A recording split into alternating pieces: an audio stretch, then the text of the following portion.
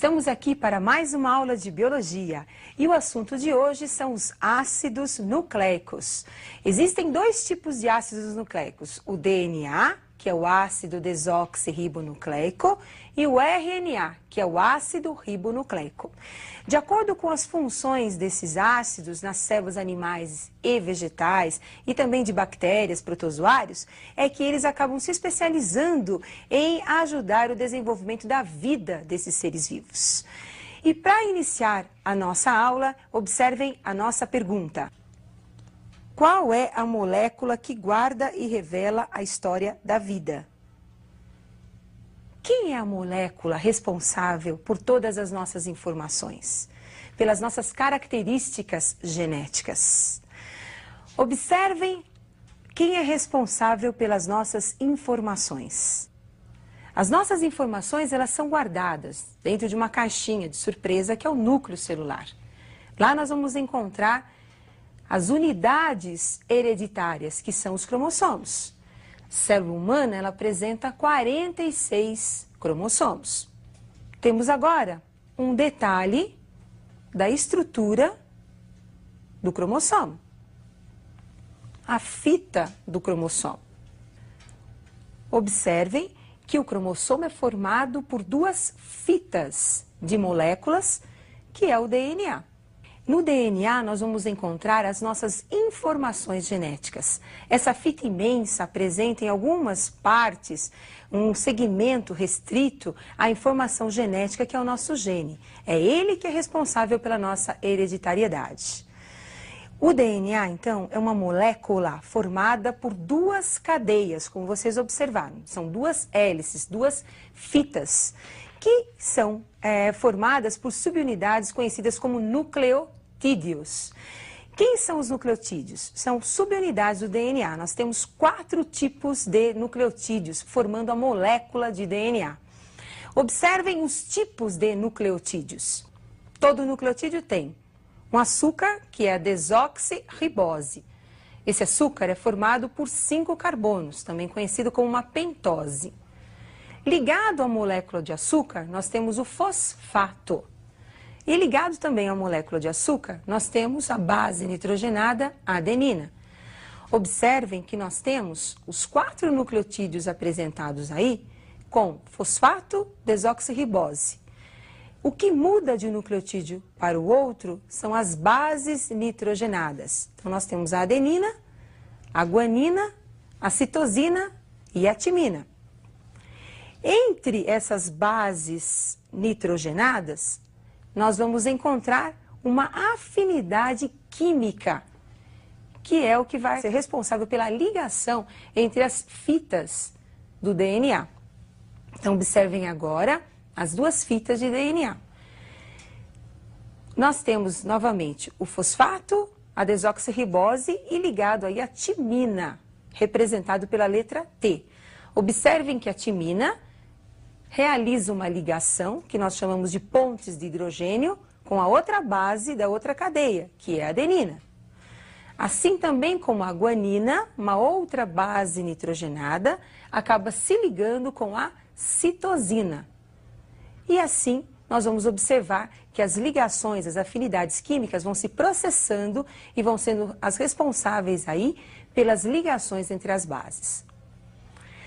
Então, pessoal, o DNA é formado por uma dupla cadeia de nucleotídeos. Vocês observaram, são 4 tipos de nucleotídeos.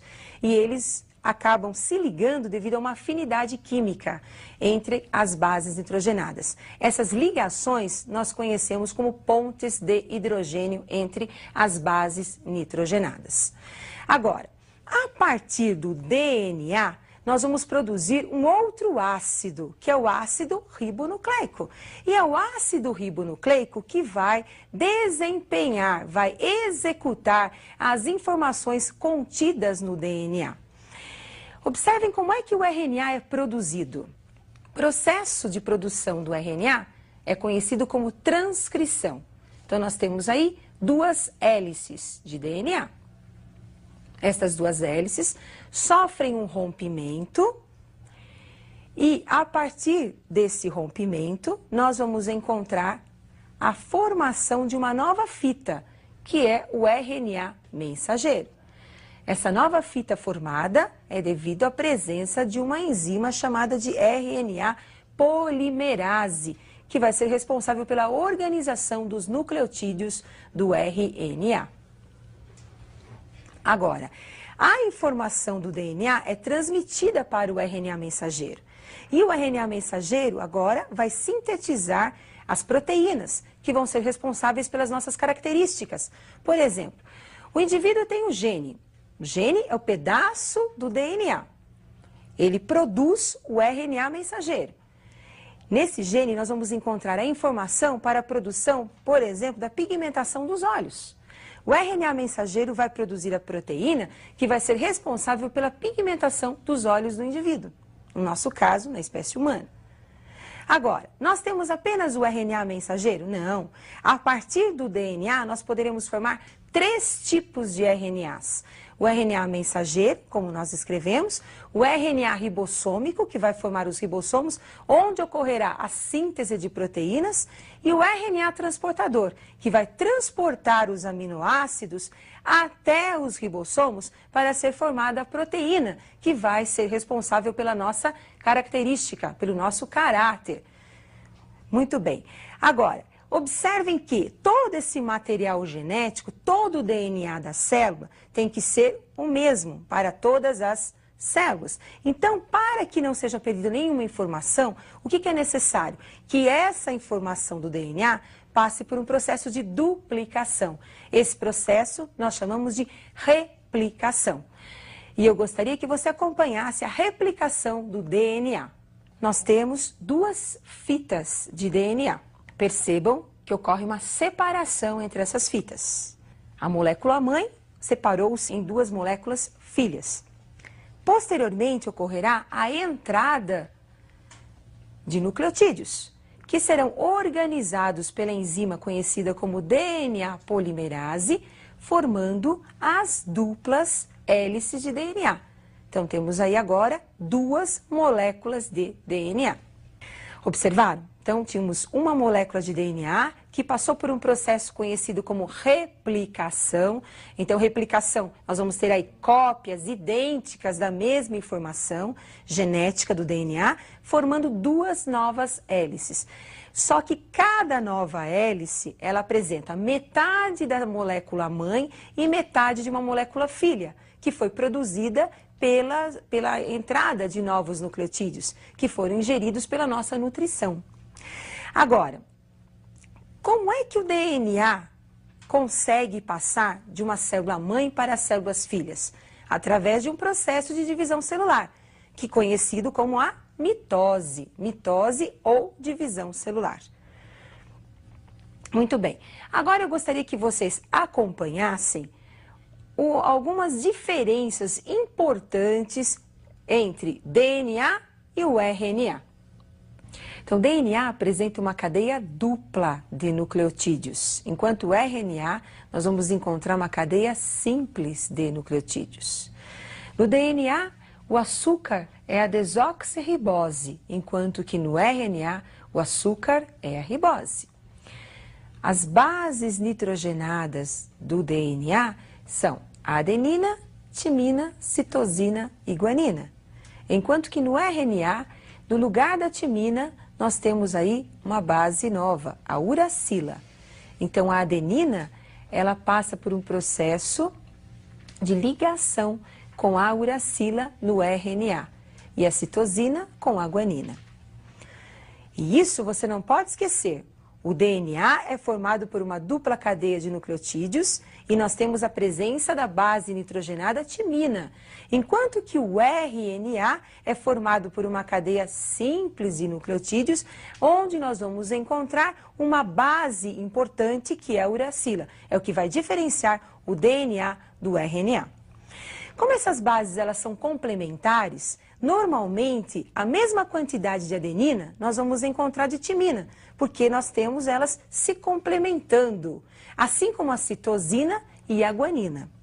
O mesmo não vamos encontrar no RNA. As bases apresentam quantidades diferentes, porcentagens diferentes nas moléculas do RNA. Por quê? Porque eu tenho uma cadeia simples, no caso do RNA.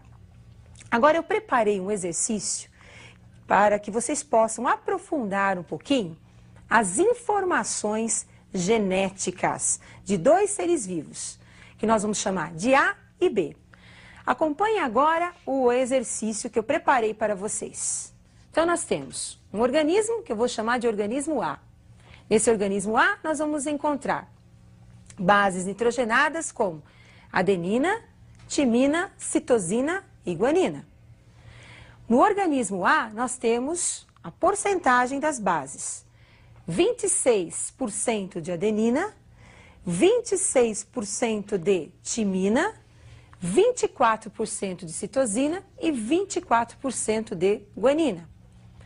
Enquanto que no organismo B eu vou encontrar 18% de adenina, 23% de timina, 42% de citosina e 17% de guanina. Pergunto, quem são os organismos A e B? Ou melhor, quais são os tipos de ácidos que nós vamos encontrar no organismo A e no organismo B? Percebam, no organismo A eu tenho a mesma quantidade de adenina e timina, porque as bases são complementares. Enquanto que citosina e guanina, bases complementares, a mesma quantidade. Então eu posso afirmar que esse DNA apresenta cadeia dupla. Enquanto que no organismo B, percebam, a quantidade de adenina é diferente da quantidade de timina. Eu tenho 18% de adenina e apenas 23% de timina. Enquanto que a quantidade de guanina é também diferente da quantidade de citosina. Percebam que essas diferenças permitem nós afirmarmos que o DNA em questão é de cadeia simples. Esse DNA citado, DNA de cadeia simples, é uma exceção, por isso que eu coloquei nesse exercício, para você não esquecer. Quem apresenta DNA de cadeia simples? Apenas os vírus. São os únicos seres vivos que apresentam uma cadeia simples de DNA. Então isso é importante e você não pode esquecer. E eu aguardo vocês para a nossa próxima aula de Biologia.